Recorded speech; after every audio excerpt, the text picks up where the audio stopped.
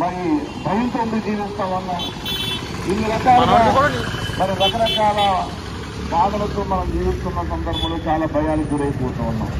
మానవుడికి భయపడించుకుంటే మరణం అనేది ఒకటి ఉంది.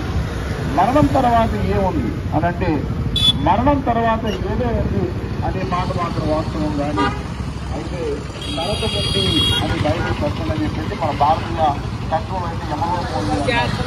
యమలోకం అంటే మనలో కూర్చొని ఇప్పుడు మనిషిని తాగుతున్నట్టు జ్ఞానం ఇచ్చినట్టు ఉండదని మన వాళ్ళు అందరూ తెలుసు. అదొక నరకాగ్ని, భయంకరమైన అగ్నిగుండము. అగ్నిగుండం తప్పించుకోవడానికి మానవుడు చేస్తున్న ప్రయత్నాలు చాలా ఉన్నాయి.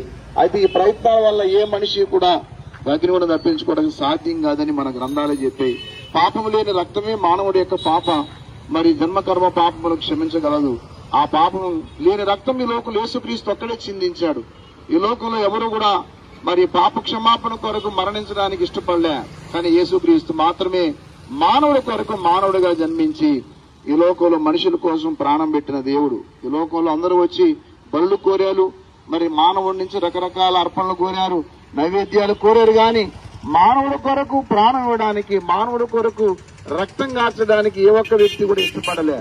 కానీ యేసుక్రీస్తు ప్రభు మాత్రం మానవుడి కొరకు రక్తం కార్చి ప్రాణం పెట్టి చనిపోయిన దేవుడు ప్రభు యేసుక్రీస్తు. ప్రియమైన సహోదరులారా, సహోదరులారా, మరి యేసుక్రీస్తు ప్రభు అంటే మన కోసం ఆయన ప్రాణం పెట్టిన దేవుడు, మనకు మనశ్శాంతి ఇవ్వడానికి ఇష్టపడ్డ దేవుడు, మనల్ని మోక్షానికి చేర్చడానికి మన కోసం రక్తం కార్చిన దేవుడు.